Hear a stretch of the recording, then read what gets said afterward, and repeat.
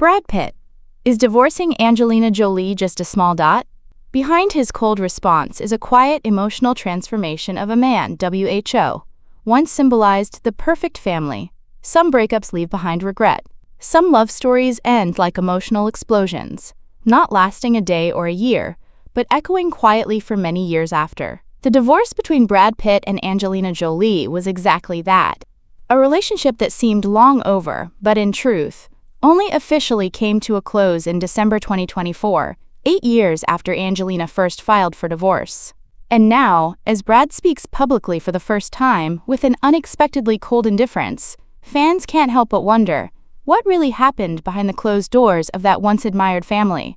In a recent interview with GQ, when asked whether he felt any relief after the divorce was finally finalized, Brad Pitt gave a short, almost emotionless answer. "No, I don't think it was that major of a thing, just something coming to fruition, legally."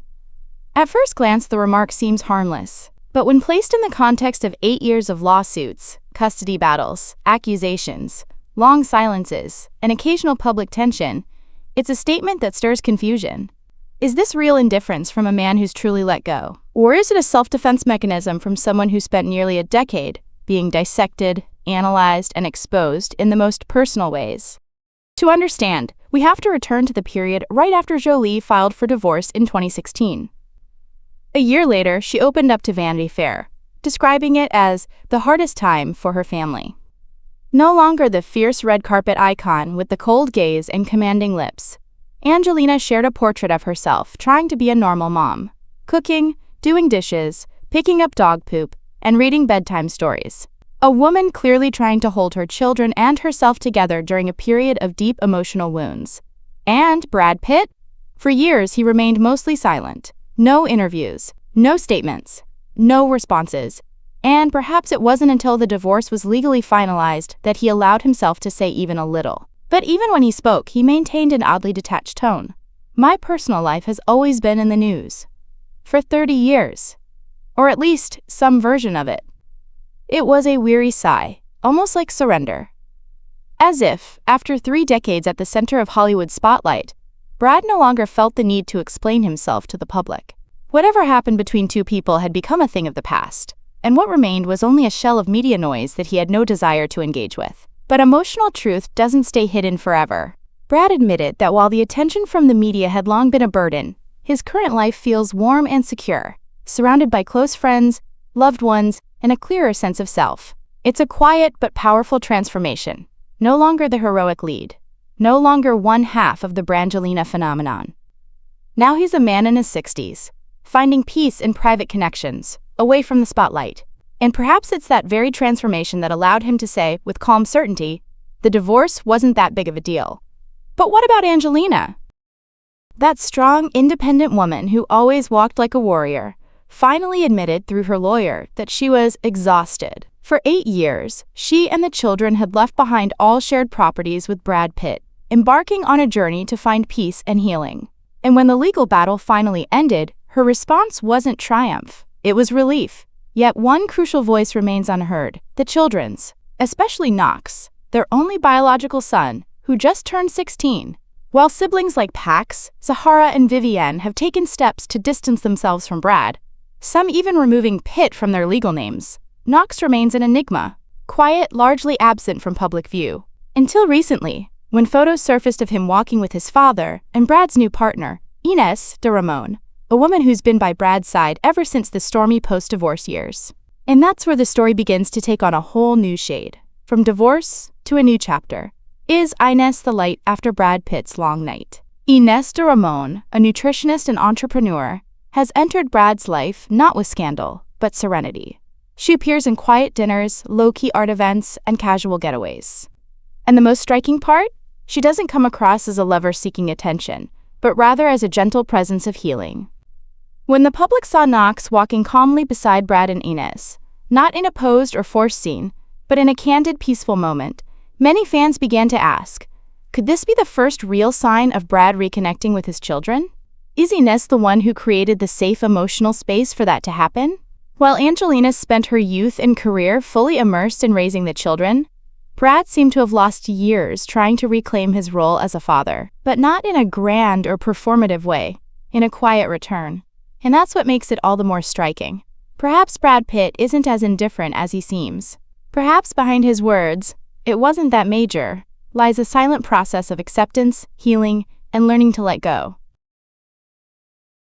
When his children no longer carry his name, WHO will inherit it all? Brad Pitt has built one of the most impressive personal empires in Hollywood. With a net worth estimated between $400 and $600 million, his fortune reflects more than just decades of acting. It represents calculated choices, creative risks, and quiet ambition. From his powerhouse production company, Plan B Entertainment, behind Oscar-winning films like 12 Years a Slave and Moonlight, to multi-million-dollar properties and global investments like Chateau Miraval, Brad's portfolio is vast, smart, and deeply personal. And yet, in recent years, what the public is increasingly asking isn't what Brad Pitt has, but who he's going to leave it all to. Because something is shifting, and not in whispers, but in names. Shiloh, his first biological daughter, quietly filed to drop Pitt from her name just days after turning 18. Zahara, now at college, introduced herself at a sorority event, using only Zahara Marley Jolie. Vivienne, while working with her mother on Broadway, is publicly credited as Vivienne Jolie. Pax, once silent, has made harsh personal remarks online about Brad, calling him selfish, distant, and emotionally absent. And Maddox, the eldest, long ago stopped using the Pitt surname in any meaningful context. What do these actions say? They don't appear to be impulsive or symbolic. They're legal, deliberate, and most importantly, permanent. When children start choosing a future without their father's name attached to it, they're saying something far deeper than any public interview ever could. Meanwhile, one name remains unchanged: Knox. Brad's only biological son, Knox, still carries the Pitt name and has been seen accompanying Brad and his current partner, Ines de Ramon, in quiet, casual moments that suggest a bond that's still intact. No press releases. No staged appearances. Just a son choosing to walk beside his father when others have chosen to walk away. And that's where the heart of this story lies. Brad Pitt now finds himself in a place few fathers with such visibility ever truly confront in public. The quiet reckoning of legacy. Not the career, not the awards, not the money, but the emotional inheritance.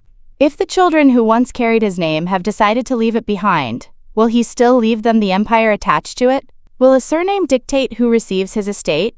Or will his love for them remain despite the emotional distance? Legally speaking, changing one's name doesn't affect inheritance unless a parent explicitly rewrites their will to exclude someone.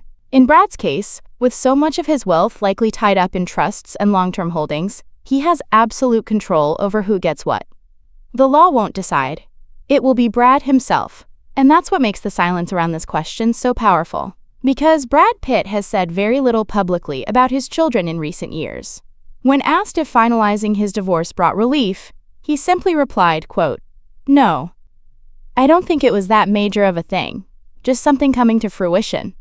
Legally, a comment so detached that it left many wondering if that same distance has now extended to his role as a father.